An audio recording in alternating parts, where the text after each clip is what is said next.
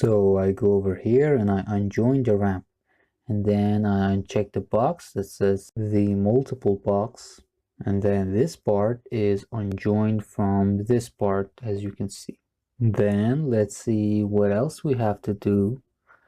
Let me just zoom this out and rotate it, and yep, that's it. So let's go back to the AutoCAD file and to the ground floor. Let's see where it is. Here it is.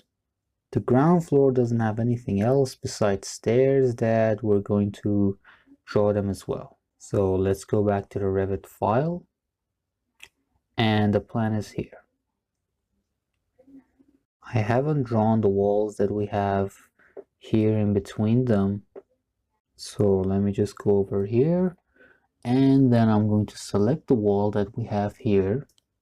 I hit the create a similar option, and then I pick it and I put the walls, one of them over here, another one over here.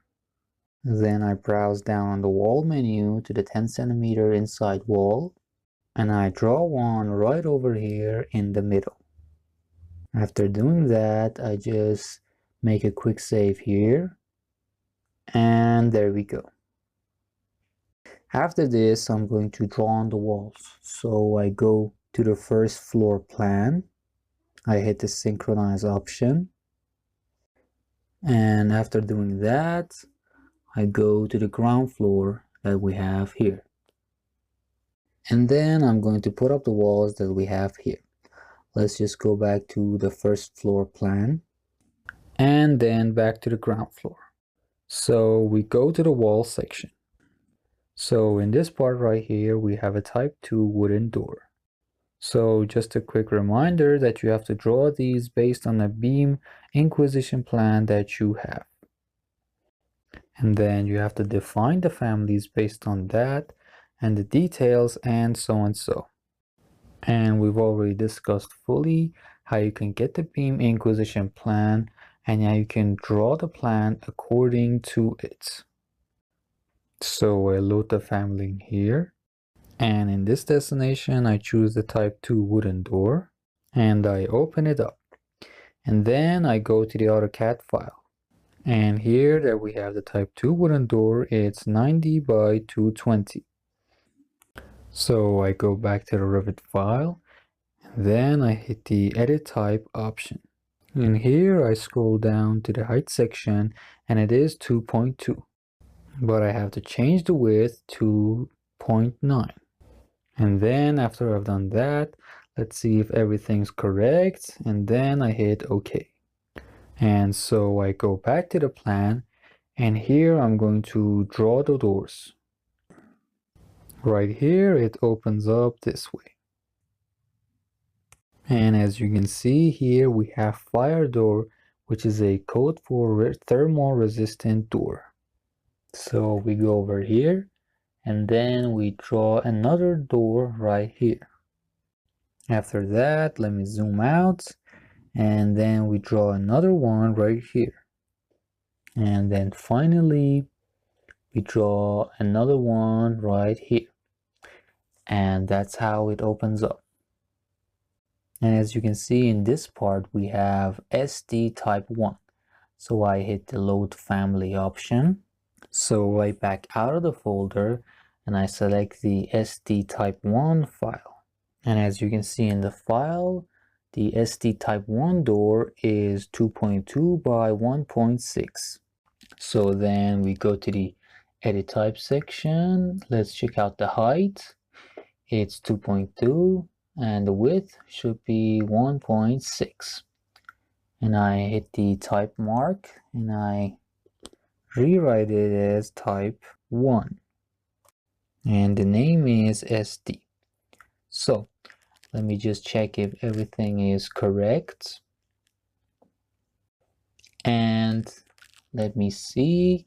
It seems like we have to edit the model.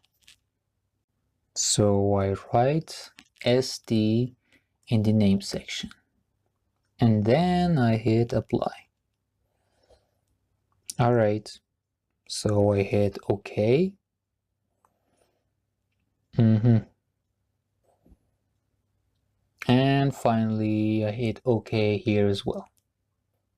And then we go over here, and using space, I change the direction and I hit enter.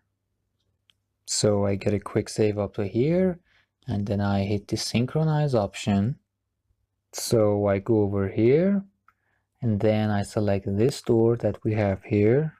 After that, I hit the section box option, and then I go to the 3D view. And as you can see, this is how the door looks. So in this box here, we have some parameters that we've created. It's fire signage here. And all of this is according to your family type.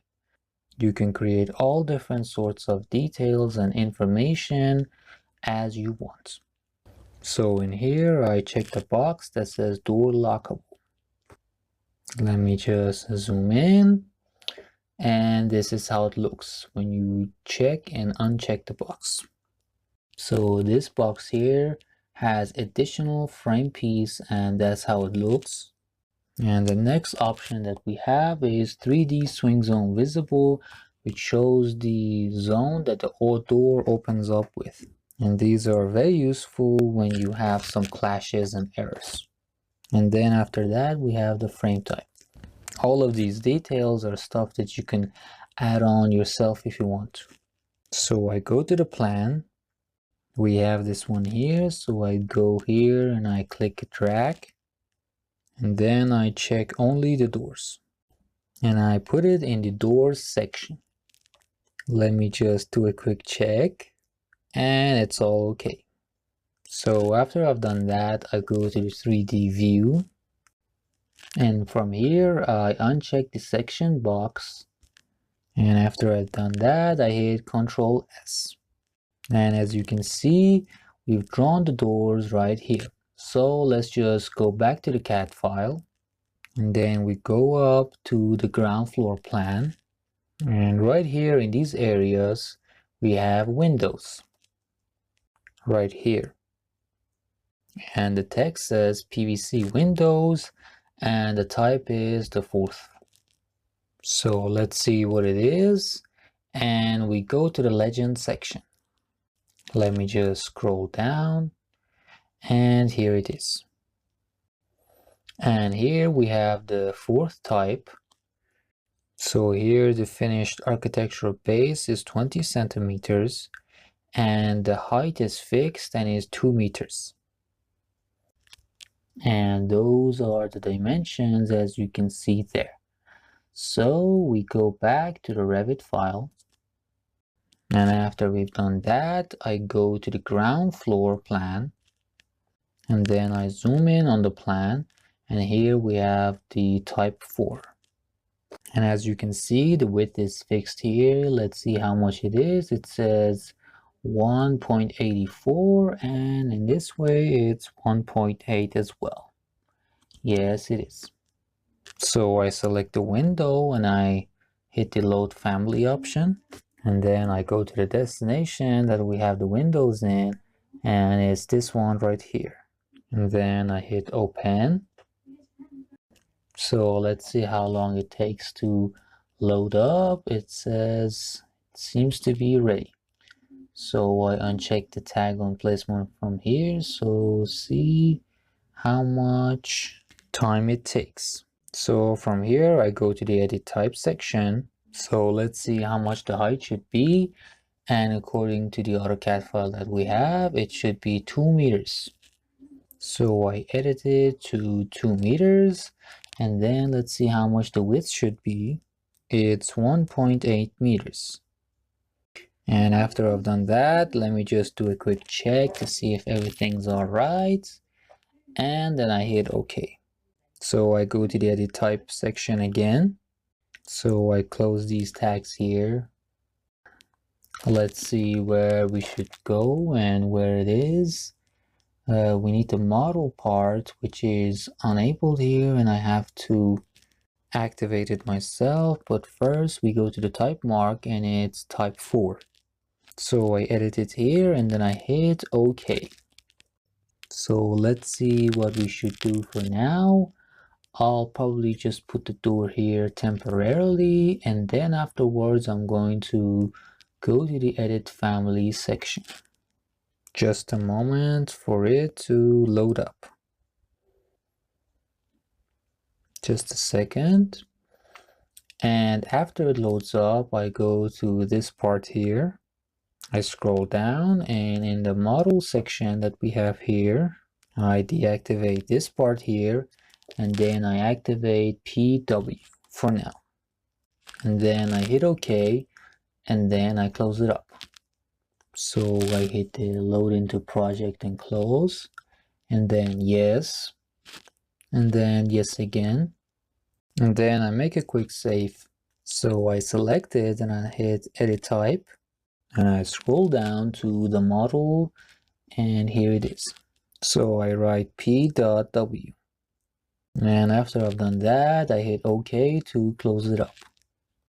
Let's go to the 3D view to see how it looks, and this is how it is. So I choose the fixed window that we have here, and then I uncheck these two boxes here, and then I check them again. And then I check these two boxes over here, turn swing and tilt swing, and this here shows the swing zones. So I uncheck them again. Let me just see where I've put them. And as you can see in the family section, I've edited the window like this. And this is how it looks.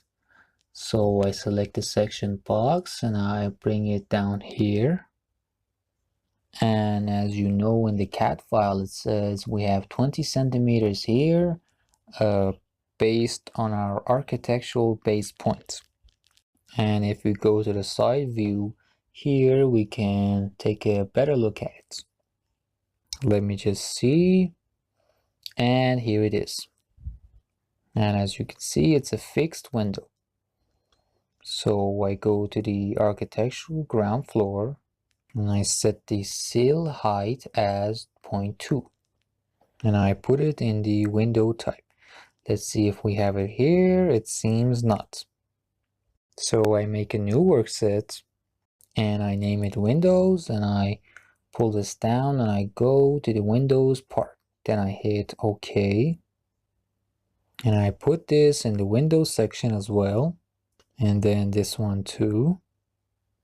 So I go back to the plan, and then I select this one, create similar. I hit the sill height at 0.2. So I go here and I put this over here. And these arrows that you see here need to be pointing outwards. So let's see how many more we have. None of them over here, and yeah, that's just the two. So I uncheck the section box and then Ctrl S.